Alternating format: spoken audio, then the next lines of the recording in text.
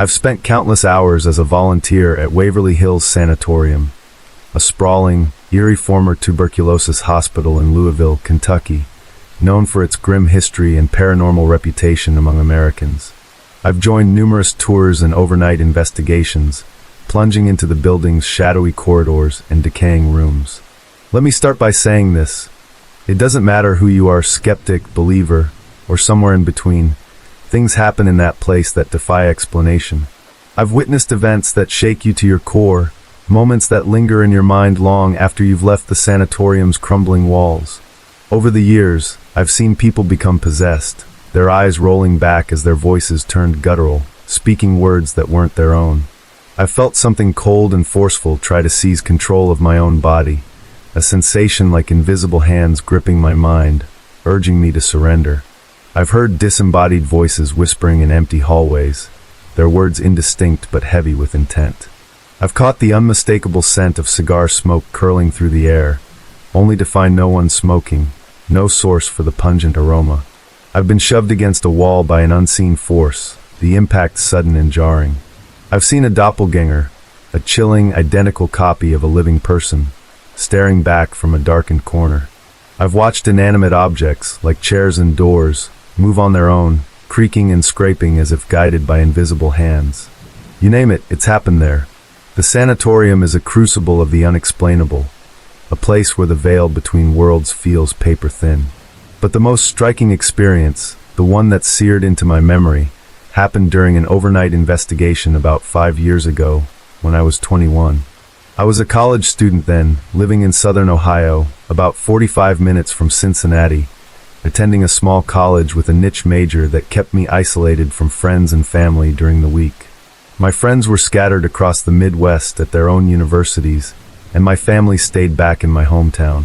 My girlfriend, thankfully, attended a college nearby, so I'd make frequent trips to see her, but weekends were often reserved for road trips to visit friends at their larger, livelier campuses. On this particular night, I was part of an investigation at Waverly Hills with 2 small groups exploring the massive 5-story building. The sanatorium, with its long, echoing hallways and abandoned patient rooms, feels like a labyrinth even in daylight, but at night, it's a world of shadows and whispers. My group included my cousin and his wife, who were stationed on the 4th floor, along with a few members from the other group. My partner for the investigation, a woman I'll call Sarah, was a staunch skeptic. She dismissed anything paranormal as nonsense, rolling her eyes at every creak or cold spot, insisting there was always a logical explanation. Her disbelief was almost a challenge to the building itself, as if she dared it to prove her wrong. I had been exploring another part of the sanatorium, checking the restrooms on our assigned floor, when I decided to head up to the 4th floor to regroup with my cousin, his wife, Sarah, and the others. The 4th floor is infamous among investigators for its shadow people, dark, humanoid figures said to roam the halls, especially near the old patient rooms where so many suffered and died during the hospital's peak in the early 20th century.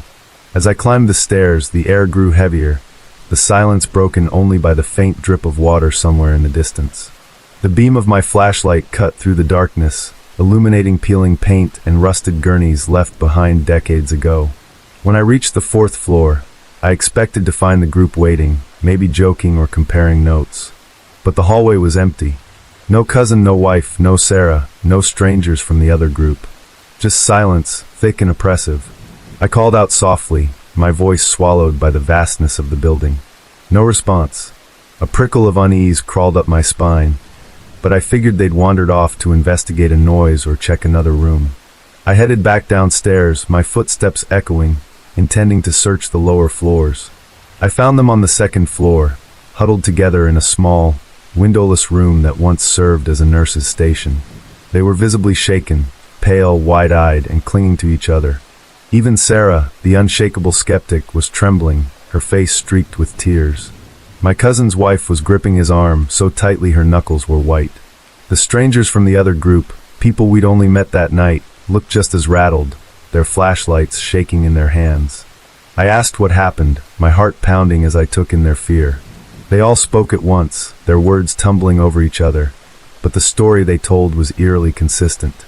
After I'd left the fourth floor to check the restrooms, they'd stayed in the hallway, scanning the darkness with their flashlights, listening for anything unusual. Suddenly, at the same moment, every single one of them saw it. A massive, pitch-black shadow, taller and broader than any human, gliding toward them down the hallway. It wasn't just a trick of the light or a vague shape.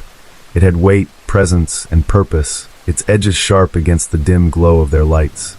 At the same time, a smaller shadow, low to the ground, came scuttling across the floor, moving with unnatural speed, like a spider or a crawling child. The two shapes moved in tandem, closing in on the group. The sight was so terrifying, so utterly alien, that they bolted, scrambling down the stairs in a blind panic, not stopping until they reached the second floor. My cousin said it felt like the shadows were chasing them, their presence lingering at the edge of their vision. Sarah, who'd always scoffed at ghost stories, was the most shaken of all. She kept muttering that it couldn't be real, but her tears betrayed her. The strangers swore they'd never return to the fourth floor, their voices cracking as they recounted the same details. The towering shadow, the crawling figure, the overwhelming sense of dread. What struck me most was the unanimity of their accounts. These people, my cousin, his wife, Sarah, and complete strangers, had no reason to concoct a shared lie. They'd seen the same thing, felt the same terror, at the exact same time. For Sarah, the experience shattered her skepticism. She refused to go back to the fourth floor that night, staying close to the group, her usual bravado gone. The rest of the investigation was subdued, the group too rattled to venture far from the safer, more familiar areas of the building. That night at Waverly Hills is burned into my mind, vivid even 5 years later. I was a 26-year-old man when I shared this story, but at 21, standing in that haunted sanatorium, I felt the raw power of the unexplainable.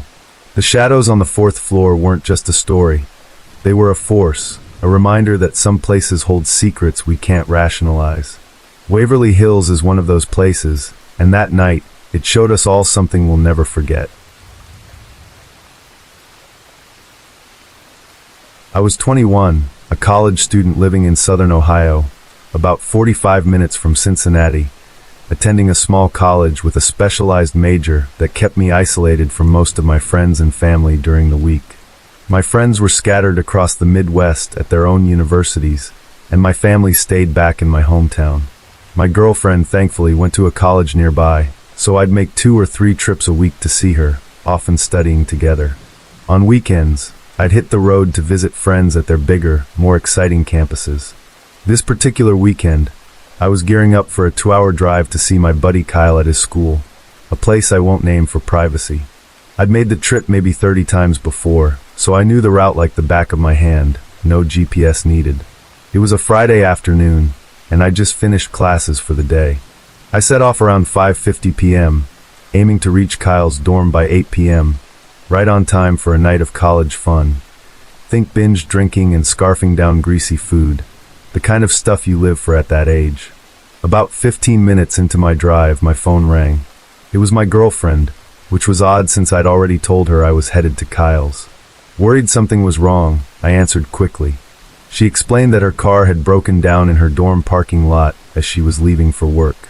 Since I wasn't too far into my trip, she asked if I could swing by and give her a quick ride to her job. Being the dutiful boyfriend, I agreed, even though it meant backtracking. I was about 20 minutes from her campus, so I pulled over on the highway to check my phone for a faster route. The GPS showed an exit coming up that led to a side street, cutting my time to her campus. I texted her that I was on my way and took the exit. I'd passed this exit plenty of times, but never had a reason to take it, so the surroundings were completely unfamiliar.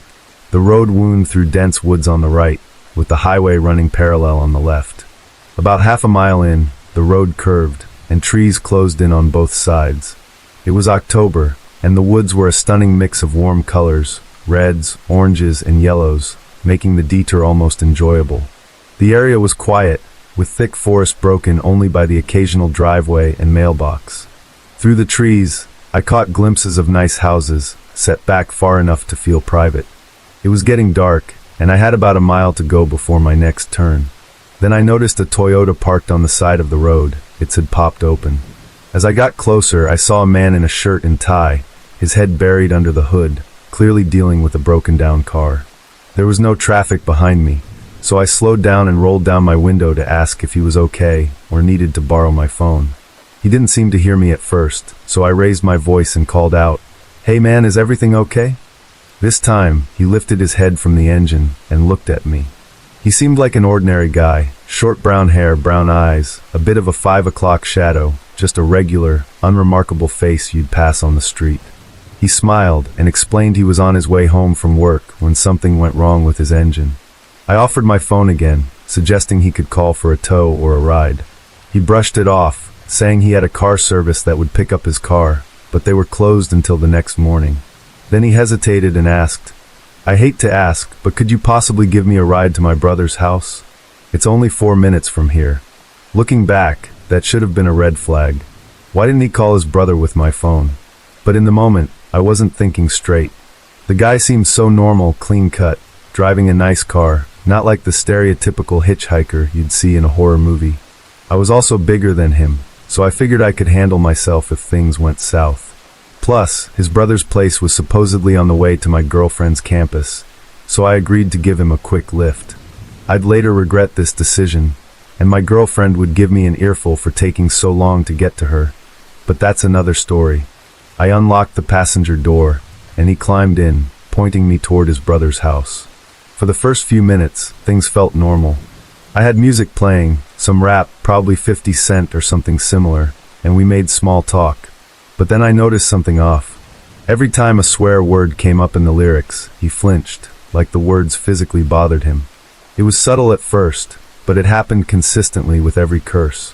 I picked up on it and switched to a different song, one without any swearing, thinking maybe he was just sensitive to it. About a minute later, though, he reached up and slammed his hand on the radio's power button, shutting it off completely. It wasn't a violent slam, but it was forceful enough to make me jump. "Trying to keep things light," I said. "Not your style, huh?" He didn't respond, just stared straight ahead, his face blank. That silence unnerved me. I was ready for this guy to get out of my car. Trying to move things along, I asked, "So how much further? I've got somewhere to be soon, and I can't be late." He replied, "About 4 minutes," in a flat tone. My stomach dropped. He'd said the same thing when he got in, and that was at least 8 minutes ago. Alarm bells started ringing in my head. Either he was lying about the distance, or something else was off. I decided I'd had enough. I didn't think he was dangerous, but I wasn't about to keep driving with this weird vibe, especially with my girlfriend waiting and probably already annoyed. I pulled over and told him, "This is as far as I can take you. You'll have to walk the rest of the way." His demeanor shifted instantly. Instead of getting angry like I expected, he turned panicky, practically begging me to keep going. "Please, just a little further," he said, his voice trembling. His overreaction set off every instinct I had. I doubled down, my tone firm. "You need to get out of my car now, or I'll make you get out." That's when he pulled out a bulky wallet and offered to pay me to keep driving. He fumbled with it, pulling out a stack of $20 bills, but as he did, something else slipped out and landed on the seat next to him. It happened so fast, but I saw it clear as day. A small Ziploc bag filled with human teeth, front teeth, molars, the works.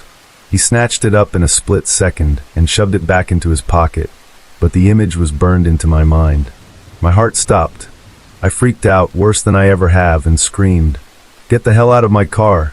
He looked shocked, his eyes wide, but he scrambled out without a word, standing on the side of the road as I peeled away. I was shaking, my mind racing with what I'd just seen. Those weren't his teeth. He had a full set in his mouth. Whose were they? Why did he have them? I called the police as soon as I was a safe distance away, my voice probably incoherent as I tried to explain.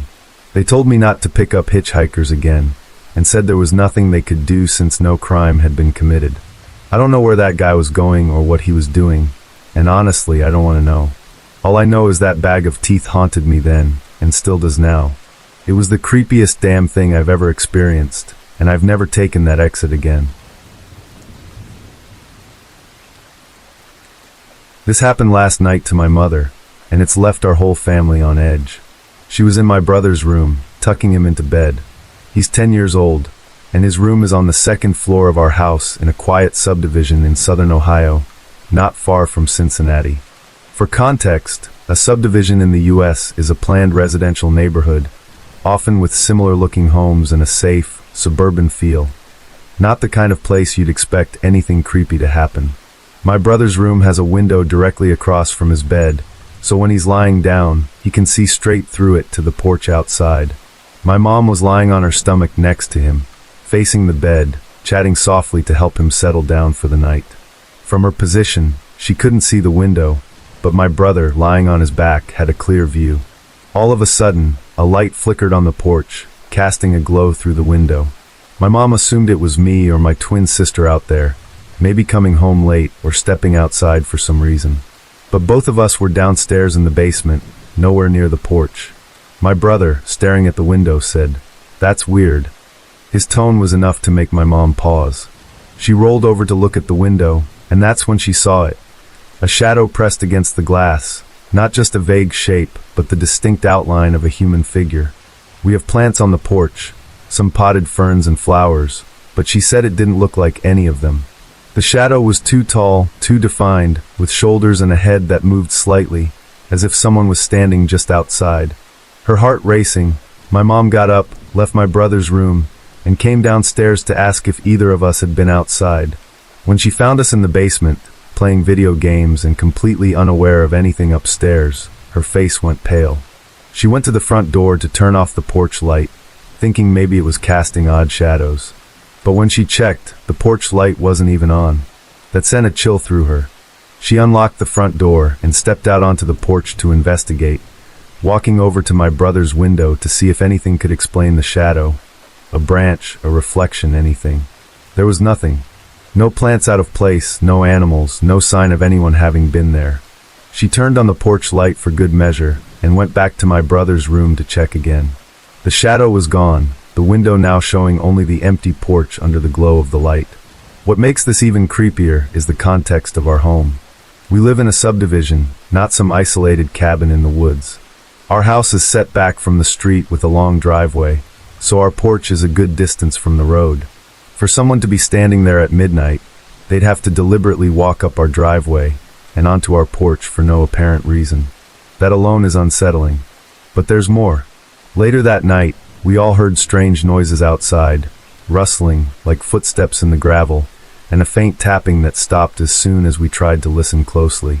None of us dared to go outside after my mom told us what happened. We locked every door and window and stayed alert, half expecting something else to happen. What's got me even more spooked is something that happened to me a few nights earlier. I jog around our neighborhood regularly, sticking to the well-lit streets of our subdivision. The other night, I noticed a car following me for about 2 blocks. It moved slowly, keeping pace with me, its headlights casting my shadow ahead.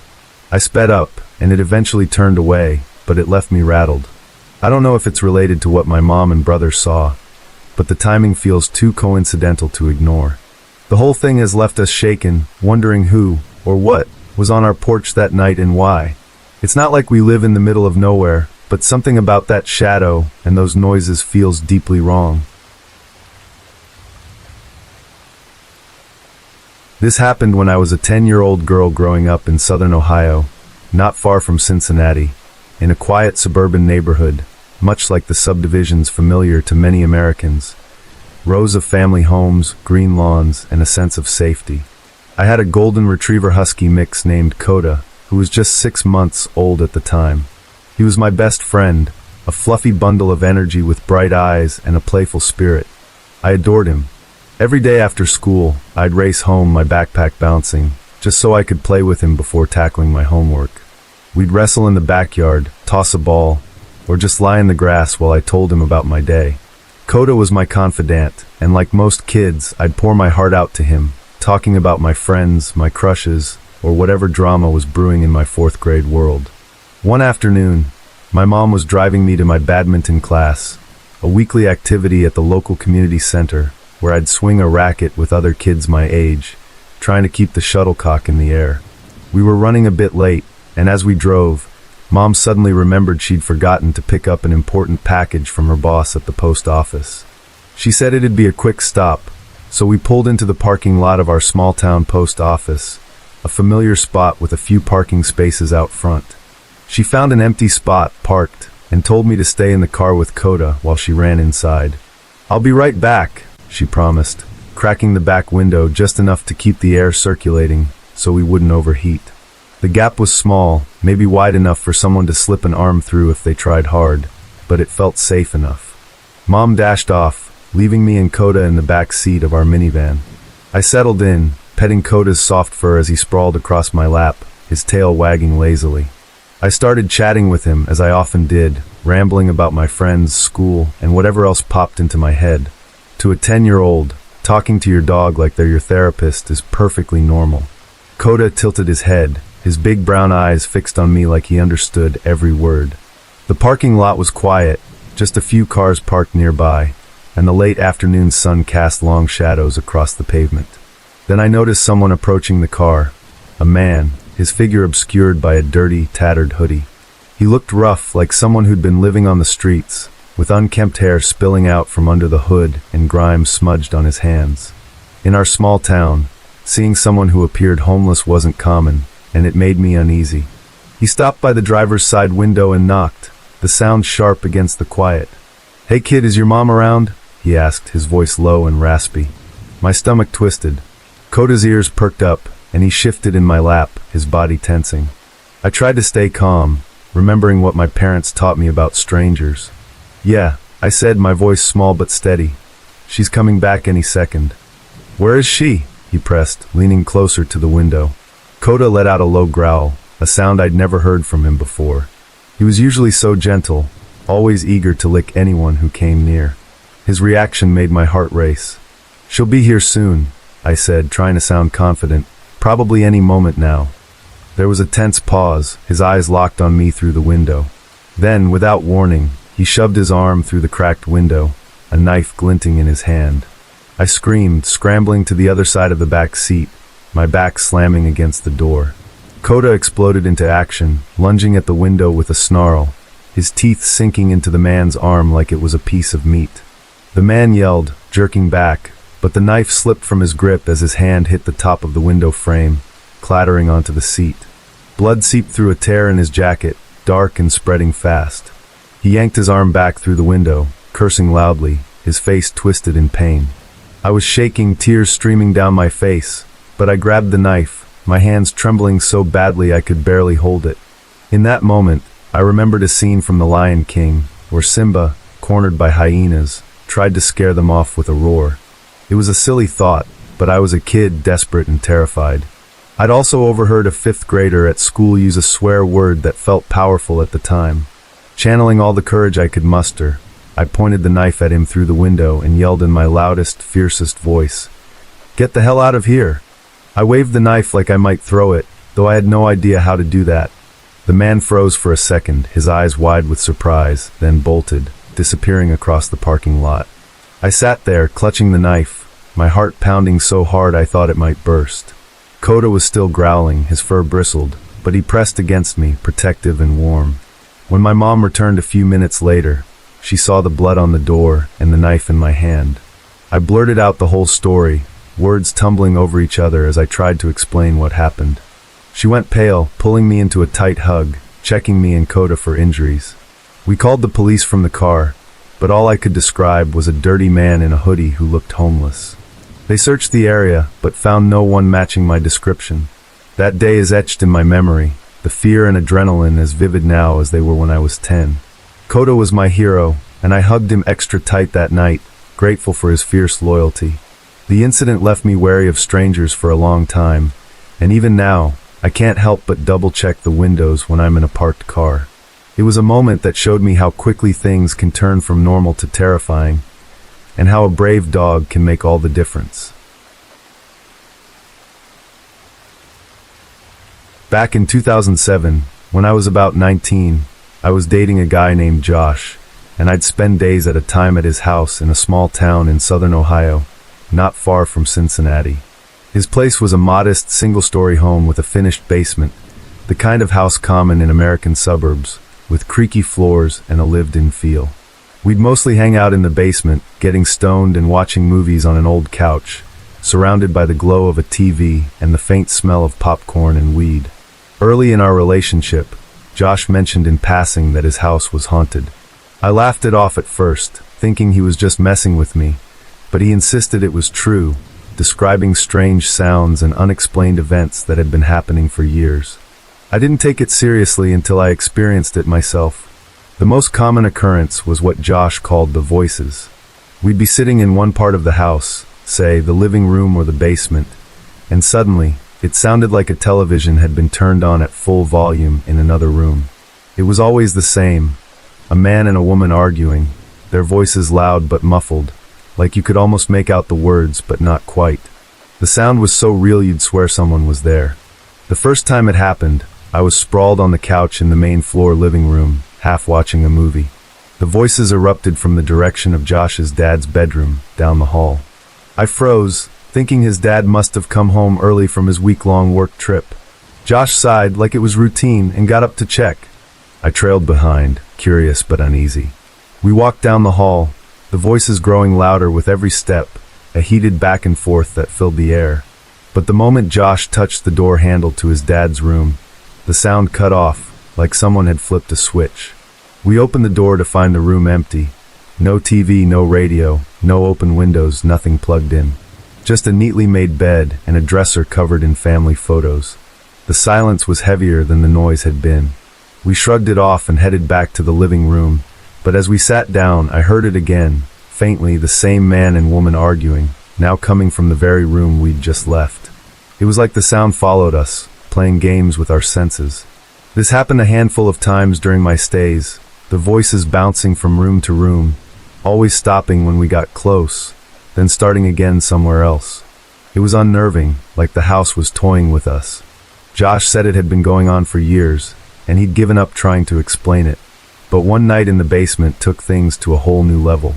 The basement was set up like a small apartment, with a living room area where we'd watch movies, a kitchenette with a sink and cabinets, and a bathroom off to the side.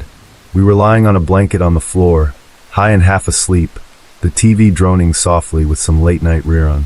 Josh's Corgi Max never came down to the basement. He preferred the main floor, curling up by the front door, so it was just the two of us. As I was drifting off, a sudden, deafening crash jolted us both upright. It came from the kitchenette, like a stack of pots and pans had toppled onto the tile floor, clanging and rattling with enough force to shake the walls. My heart leaped into my throat, and I clutched Josh's arm, my eyes wide. The noise was so loud, so real, I was sure something had collapsed. Before I could process it, the crashing stopped, replaced by a skittering sound, like a pack of dogs scrambling across the floor, their claws clicking frantically. Then, a door slammed, sharp and final, sounding exactly like the bathroom door on the other side of the kitchenette. I was shaking, tears prickling my eyes from how startled I was. Josh looked just as spooked, his face pale in the dim light. "What the hell was that?" I whispered, my voice trembling.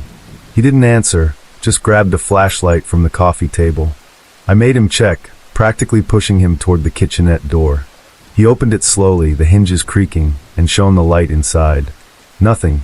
The kitchenette was pristine, no pots on the floor, no pans out of place, everything neatly stacked in the cabinets. We checked the bathroom next. The door was closed, just as we'd heard, but when we opened it, it was empty. The tiny window in there was painted shut, impossible for anything to get through. No sign of what could have caused the noise. We stood there, hearts pounding, trying to make sense of it. The air felt thick, like something was watching us. I was too freaked out to stay in the basement, so we grabbed our stuff and went upstairs for the rest of the night. Max was asleep by the front door, oblivious, confirming he hadn't been anywhere near the basement. That incident left me rattled for days, the memory of those crashes and skittering sounds replaying in my head. There was one other story about the house that I didn't witness, but Josh swore it happened. He was alone in the basement one night, watching a movie, when he heard the upstairs door leading to the basement stairs creak open, slow and deliberate. Then the steps began to creak, one by one, like someone was descending carefully.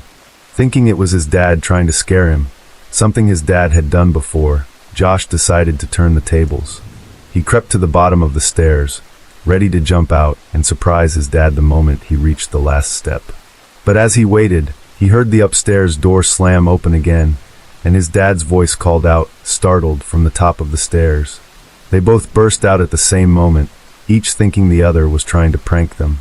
His dad had heard the basement door open and footsteps coming up the stairs, assuming Josh was sneaking around. Neither could explain how they'd heard the same noises, doors opening, footsteps creaking, but in opposite directions, like the sounds were projected to trick them both. It was as if something in the house was mimicking their movements, orchestrating the confusion. That house always felt alive in the worst way, like it had a mind of its own. The voices, the crashes, the footsteps, they weren't just random noises. They had intent, a playful malice that made you question your senses. Looking back, I wonder if it was just the house or something tied to me, because I've had other strange experiences with sound, like a chilling encounter when I was a kid. But that's another story. All I know is that Josh's place was unlike anywhere else I've been, and those nights in that haunted house left a mark I'll never shake. I've always felt my reaction to this situation was foolish, which is why I rarely bring it up. In dangerous moments, I tend to freeze, going quiet and compliant, even as my mind screams to run or fight. That night, I was living with my stepsister in a cramped apartment. We both worked night shifts, but I usually got home a few hours before she did. I just walked through the door, exhausted, when a knock came. Peering through the peephole, I didn't recognize the guy standing there. Assuming he was one of her friends, I opened the door to let him know she was still at work. To my surprise, he said he was there to see me.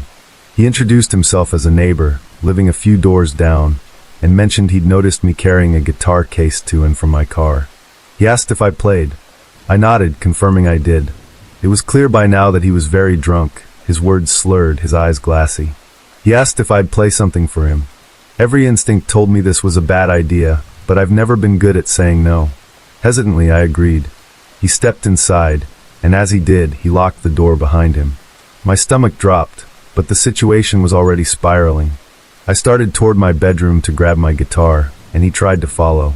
I managed to muster enough courage to stop him, suggesting he sit on the couch in the living room where he'd be more comfortable. He complied, slumping onto the cushions. I retrieved my guitar and played a couple of songs, my fingers shaky on the strings. To my surprise, he started crying, his face crumpling as he mumbled that I had the voice of an angel. Then he asked if he could play a song for me. I didn't want to prolong this, but again, I couldn't refuse. I handed him the guitar. He fumbled with it, his fingers clumsy, unable to produce a single coherent note. He insisted the issue was my guitar. It was acoustic, and he was used to an electric. Then came the wild claim. He said he'd been the lead guitarist for Metallica, back before they got famous. He even claimed most of their songs were his, stolen by the band after he left. I didn't believe a word of it, but I nodded along, feigning sympathy to keep things calm. He grew more insistent, saying he could prove he was a great guitarist if I came to his apartment, where he had an electric guitar. My gut screamed that this was a terrible idea. Letting a drunk stranger into my home was bad enough, but leaving with him was unthinkable. Still, he pressed, his tone growing urgent. I tried to deflect, but he wouldn't let it go. Not knowing how to shut him down, I reluctantly agreed, my mind racing for an excuse to back out as we walked the short distance to his place. His apartment was a wreck, clutter everywhere, dishes piled in the sink, and a stale smell hanging in the air. He rummaged around, claiming he'd misplaced his guitar, only to remember he'd sold it years ago. Instead, he offered to put on a Star Wars movie, the second prequel, I think, though the details blur, and suggested we crack open some beers. I nodded, just to keep things from escalating, though I had no intention of drinking.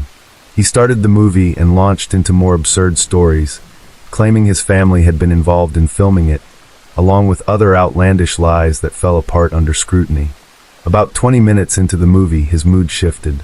He turned to me, his voice low and trembling, and said he had something to confess. He claimed a dark force visited him every night. He called it Satan, saying it urged him to kill me. Tears streamed down his face as he insisted he didn't want to hurt me, that I was too kind, maybe even an angel. But then he warned that Satan would soon take over his body, and if I wanted to live, I needed to leave immediately. My heart pounded, but I seized the chance, standing to go. Before I could reach the door, he stopped me, saying he wanted to give me a gift. He pressed an old coin into my hand, claiming it was an ancient family heirloom worth $1 million. As he closed my fingers around it, he muttered strange, unintelligible words through his tears. Then suddenly he screamed at me to run. I didn't hesitate, bolting out the door and back to my apartment, locking it behind me. When I finally looked at the coin, it was just an ordinary 1972 silver dollar, nothing special. I still have it, tucked away somewhere. I know I should have called the police or done something, but I didn't. Shame and fear kept me silent. I just hope he never hurt anyone, and that he got the help he clearly needed. Looking back, I see how my inability to stand up for myself put me in danger, but in that moment, I was just trying to survive. My father was the kind of deadbeat drug addict you'd see in a cautionary tale, hooked on anything he could inject, snort, or smoke. His life was a cycle of highs and violence, and I could fill a book with stories of his chaos. But one memory stands out, raw and vivid, from when I was a kid, too young to fully grasp the hell we were living in. My mother stayed with him for my sake, clinging to the hope of giving me a stable home with both parents. She wanted me to have the kind of childhood she dreamed of, but it was a fantasy that crumbled under the weight of his addiction. It wasn't until I was older, looking back, that I realized how bad things were. My father prioritized drugs over everything, including feeding me. He dragged me to crack houses and sketchy neighborhoods, leaving me to fend for myself while he disappeared with his buddies or cheated on my mom. Most mornings, I'd wake up to find him passed out, covered in his own piss and vomit. I couldn't understand why my mother was so broken, working grueling 10-hour shifts only to come home to this nightmare. She shielded me from the worst of it, but the cracks were showing. The breaking point came one day when I was home alone, poking at some strange white powder I'd found on my bookshelf. I didn't know what it was, but I was a curious kid, playing with it like it was some kind of toy. When my mom found out, it shattered her. That night, we decided to leave. We packed what little we could carry, clothes, a few keepsakes, stuffed it into bags, and piled into the back of her sister's truck. We drove to my aunt's house, hoping for safety. It took my father 2 days to track us down, and when he did, the fallout was worse than we could have imagined. He showed up at my aunt's doorstep, sobbing, begging us to come back. He swore he'd quit drugs, that he'd change for us. I was just a kid, desperate for a real father, and I believed him. My mom, worn down and hopeful, agreed to return. We went back to our apartment, where everything looked the same, except for 2 dining room chairs oddly placed in the middle of the kitchen. As we stepped inside, everything unraveled. I heard a sickening thud, like a bag of meat hitting the floor. My father had slammed my mom's head against the wall. She collapsed, groaning in pain, not unconscious but dazed. I turned, confused, and felt a surge of anger I'd never known before, like fire coursing through me. I ran at him, no plan, just instinct. But he was faster. His fist came out of nowhere, and the next thing I knew, I was waking up tied to one of those chairs in the kitchen. My ears were ringing, my nose clogged with blood, and I couldn't focus. The room spun as I saw my father by the stove, boiling a pot of water. One of my hands was tied outstretched, and the pain was already unbearable from the ropes cutting into my wrists. Then came the worst moment of my life. He poured the boiling water over my hand. The pain was blinding, unlike anything I'd ever felt.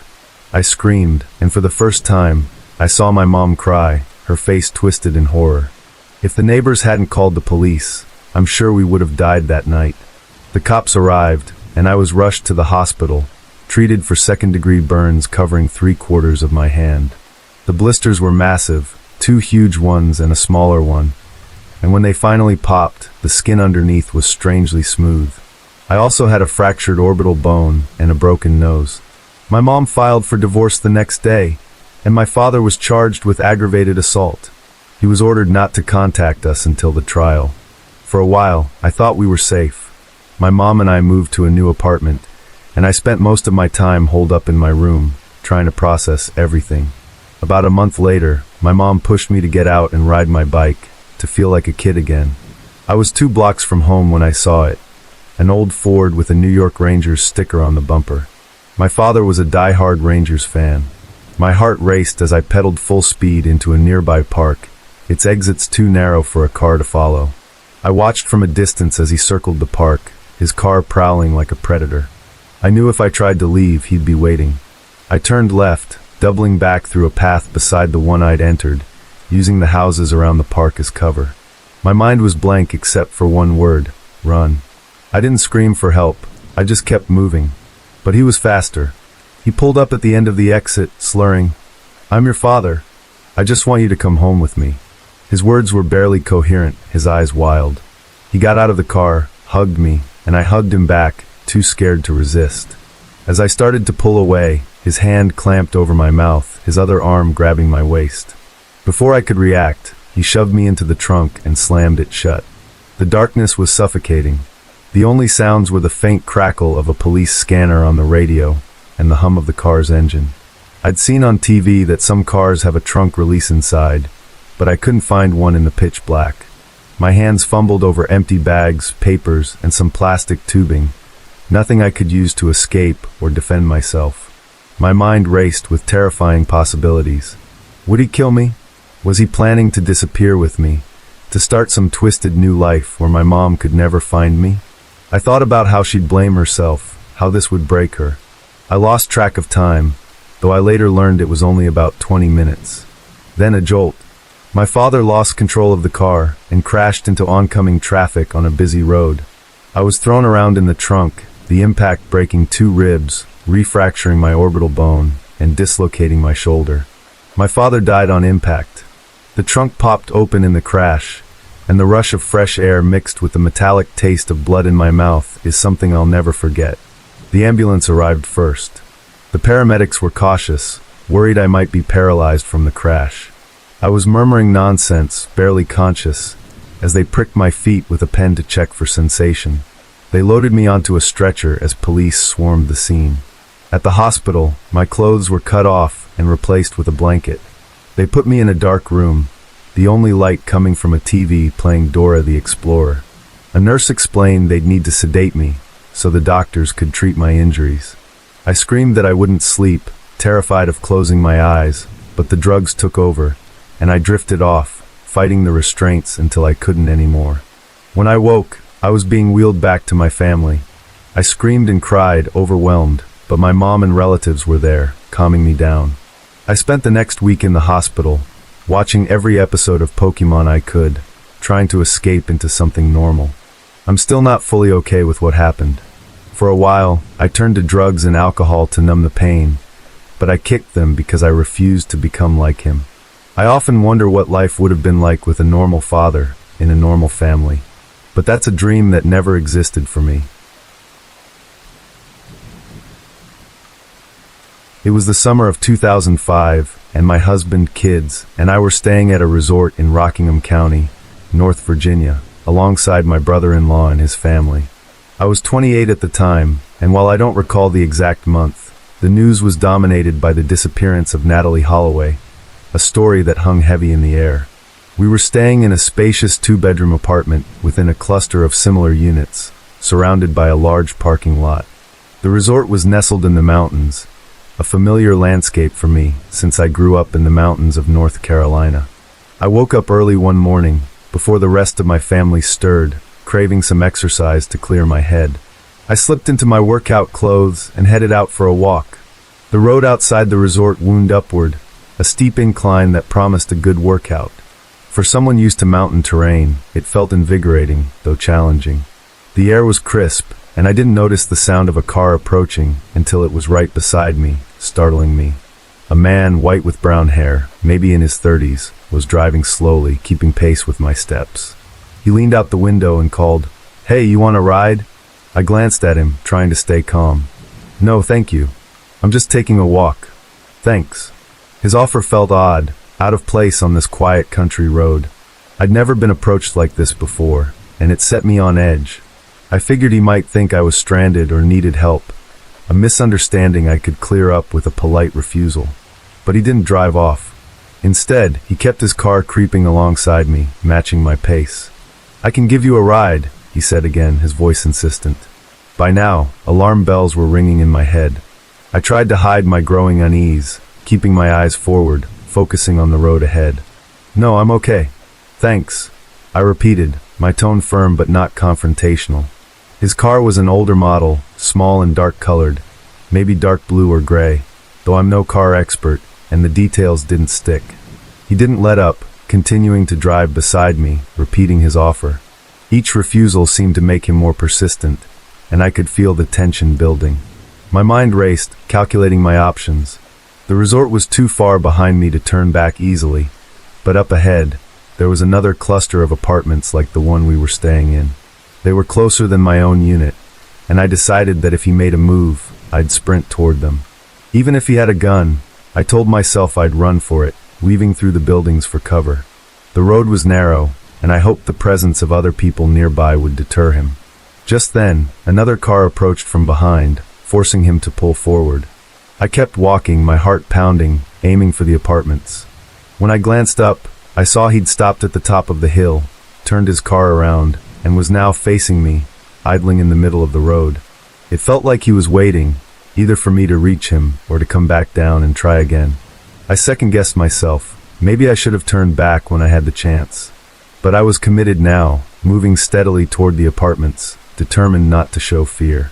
He sat there for a few minutes as I closed the distance, my steps deliberate but quick.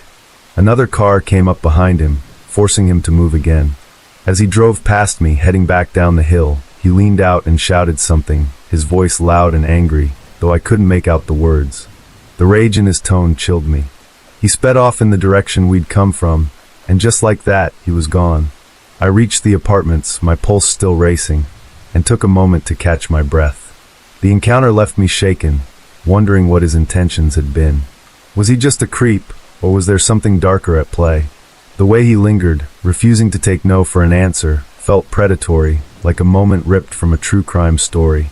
I've always been curious about what might have happened if I'd made a different choice, but I'm grateful I walked away unharmed. It's a memory that still haunts me, a reminder of how quickly a normal morning can turn into something unsettling. Yesterday, I moved into a new place, an ancient mansion in a small New England town, built in 1848 according to online records. It's massive, 6,000 square feet sprawled across 3 floors, with a creepy, dungeon-like basement. Originally a single-family home, it was converted into multiple units at some point before being restored to a single residence. The place is a maze of odd construction, walled-off doorways, unexplained spaces between walls, 2 staircases leading to different parts of the basement, and 3 others climbing to the 2nd floor. There's even a peculiar staircase that ends at a single, isolated room tucked between the 1st and 2nd floors, right in the heart of the house. I'm staying here alone for a while as a favor to a friend who owns it. The mansion had been empty for some time, and my friend underestimated the renovation costs, so I'm keeping an eye on the place. Last night, my first night alone in this labyrinth of doors and stairways, I had my first ever paranormal experience. I've always been open to the idea of the supernatural, though I'd never encountered anything beyond sleep paralysis. Around midnight, I was out on the back porch, smoking my last cigarette of the night, the cool air sharp against my skin. I came back inside through the kitchen, everything neat and tidy, and headed to the bathroom connected to it. After that, I settled into my bedroom, more like a grand dining room with a small entryway and a fireplace. I didn't go to sleep. Instead, I was binging Game of Thrones, losing myself in the show. At 2:30 a.m., I got up to use the bathroom again. I walked down the long hallway, my footsteps echoing in the quiet. Just before making the sharp left turn into the kitchen, I flipped the light switch. What I saw stopped me cold, a wave of chills washing over me, my heart rate spiking to 150. Every single cabinet and drawer in the kitchen was wide open, as if someone had methodically pulled them out. I stood frozen for a moment, trying to steady myself, my mind racing for a rational explanation. Gathering what little courage I had, I made a shaky dash across the kitchen to the bathroom. Just before entering, I hit the light switch, and my heart rate must have hit 200. The bathroom was the same, every drawer, cabinet door, and even the vanity mirrors were flung open. Then I noticed the shower curtain, drawn shut, concealing the tub. I distinctly remembered leaving it open earlier, an old habit because closed curtains always creeped me out. I didn't touch anything. I left it all as it was and hurried back to my room, my pulse pounding in my ears. I sat upright in bed all night, staring at the doorway, waiting for the sun to rise. As I sat there, I heard a ceramic mug fall into the kitchen sink, clattering and bouncing around before going silent. No other sounds came from the kitchen, but the basement directly beneath me was alive with noises. Something like a metal yard rake scraping across the stone floor, followed by the sound of objects being shifted or dragged. I didn't dare investigate. In the morning, I asked my friend about the house's history, keeping my experience to myself. He mentioned it had been a poorly run sober house for years, shut down earlier that year. He also said there had been several overdose deaths on the property over time. Given the house's age, nearly 2 centuries old, who knows what else has happened here? I'm about to face my second night alone in this place. I've shared this story with others before, and some have dismissed it as carbon monoxide poisoning or undiagnosed schizophrenia. But I know what I saw and heard. The house feels alive in a way that's hard to explain, and I'm torn between staying to see if it's just a restless spirit being playful or getting out before something worse happens. I was working the overnight shift at a small, 24-bed psychiatric ward in a medium-sized hospital built in the 1950s. The staff always whispered about the place being haunted. Stories of strange sightings and eerie feelings were common.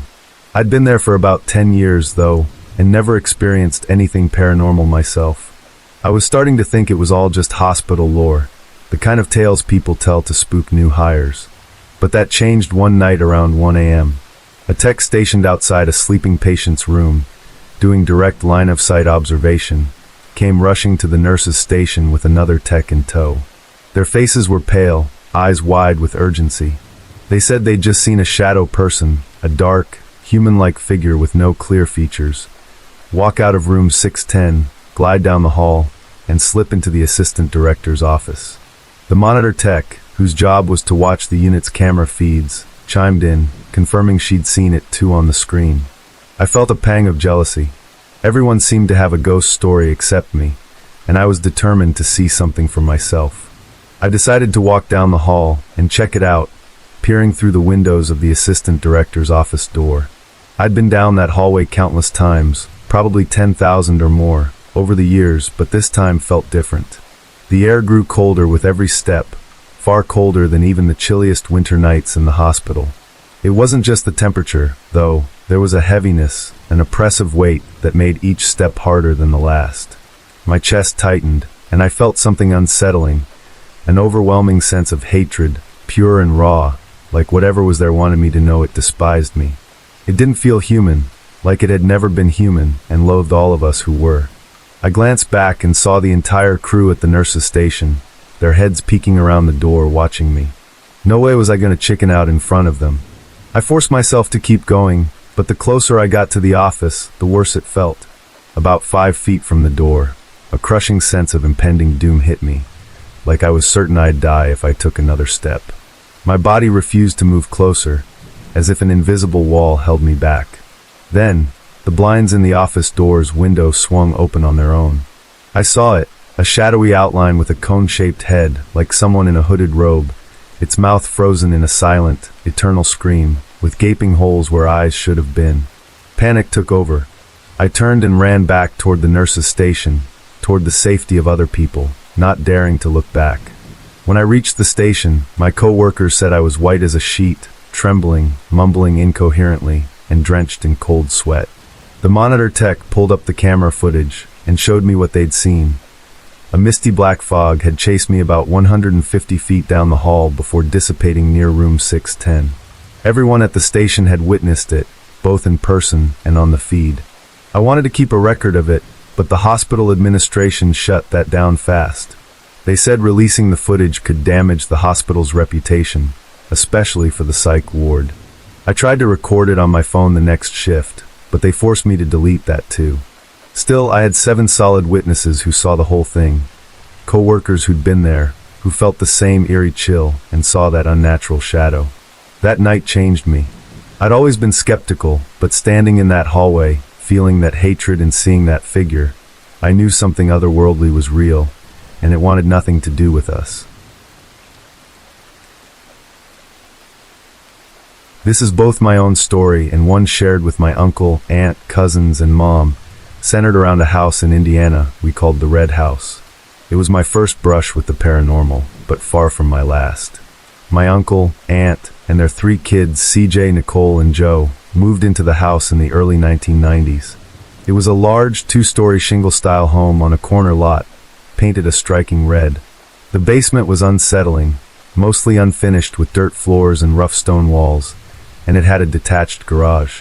There was also a secret room, which I'll get to later. My first visit was for Christmas 1991. We drove up from Florida to spend the week with my uncle's family.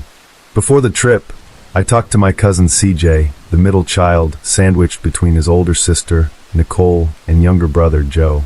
He told me over the phone that I'd see ghosts when I visited. I laughed it off, calling him crazy. At the time, I was sure ghosts weren't real. But CJ was insistent, saying he saw them often, especially upstairs where his bedroom was. He mentioned one ghost that entered his room, while others lingered in the hallway or other parts of the house. I told him I'd believe it only if I saw it myself. When we arrived, I was struck by the house's size. It was the largest I'd ever stayed in, and I immediately imagined playing hide-and-seek or manhunt with my cousins. I was sharing CJ's room, which had bunk beds. My parents stayed downstairs in a spare bedroom.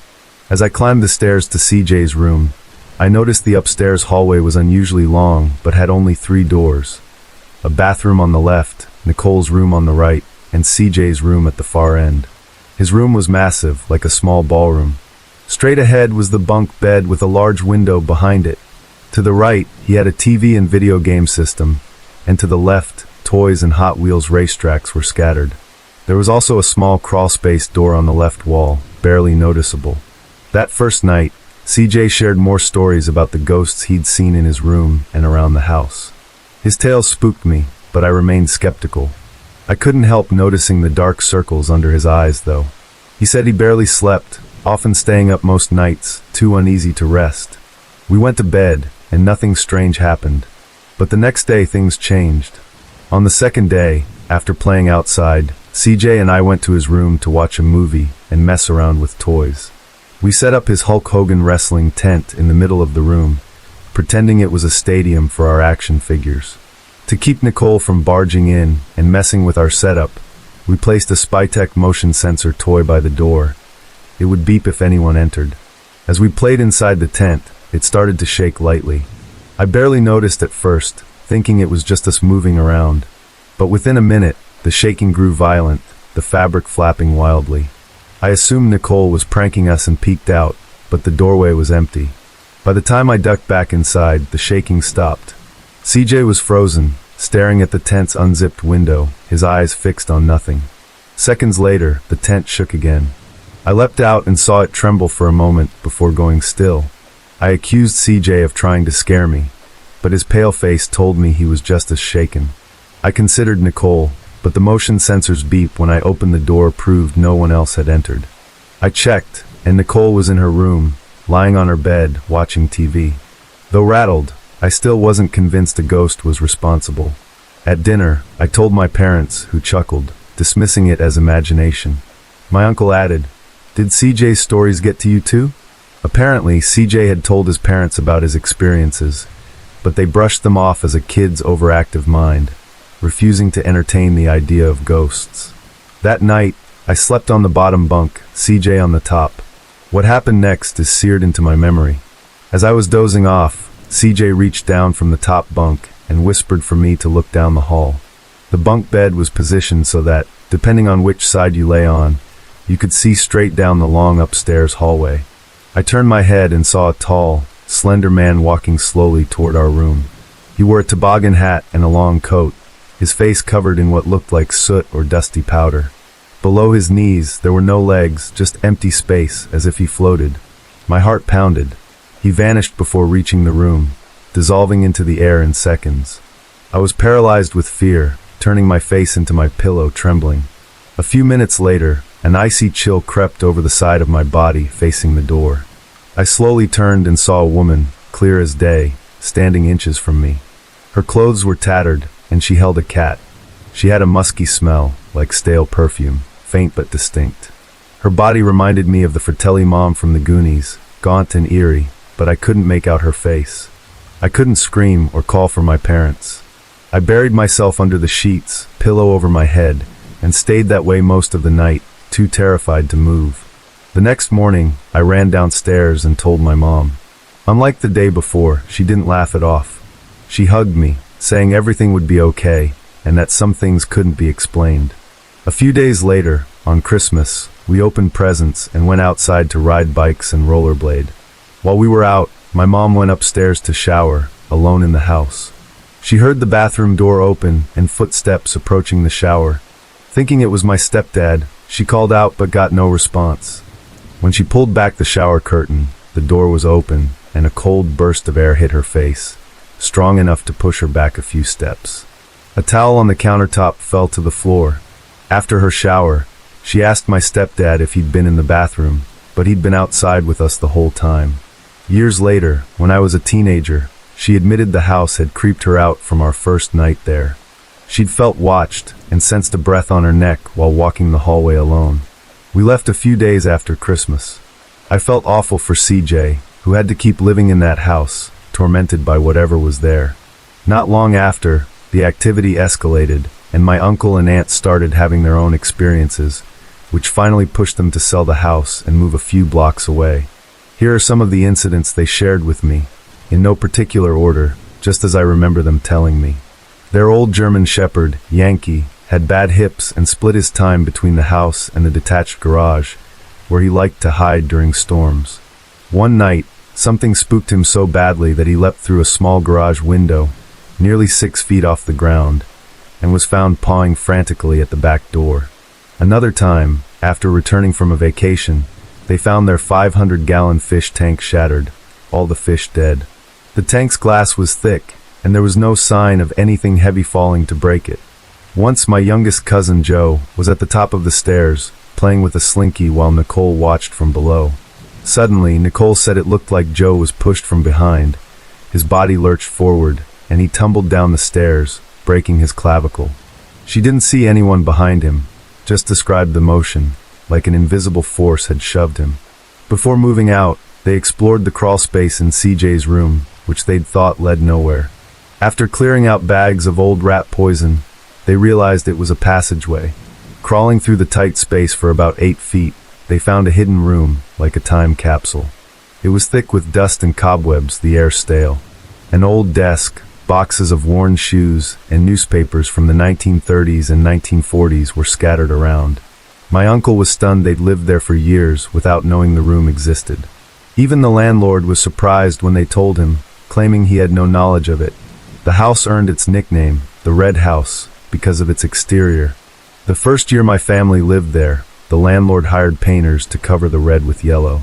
Within months, the red bled through, pale but unmistakable. Neighbors said it wasn't the first time. Every attempt to paint the house another color failed, with the red always returning. The final straw came on the night of CJ's first Little League baseball game of the season. CJ and my uncle were already at the ball fields. My aunt got Nicole and Joe into the car, parked in the detached garage behind the house, its driveway facing a side street. Before leaving, she went through the house, turning off all the lights except a living room lamp, the kitchen light, and the exterior ones. It was dusk as they pulled out and drove around to the front of the house. My aunt glanced up and froze. Every single light in the house was on, glowing brightly. As she stared, she saw the curtains in CJ's room part, revealing a dark, shadowy silhouette in the window. She drove straight to the ball fields, told my uncle, and insisted it was time to leave. Soon after, they broke their lease and moved. Neighbors often told my uncle and aunt the house was haunted, and my cousins heard similar stories at school from local kids who knew its reputation. One neighbor claimed people had died there, murders, suicides, and that shady, malevolent types had lived in the house over its long history. My family never verified these stories. Once they left, they wanted nothing more to do with the Red House. For Americans unfamiliar with shingle-style homes, they're a classic New England architectural style, with wooden shingle exteriors, often seen in older, grand houses like this one, which added to its eerie, historic feel.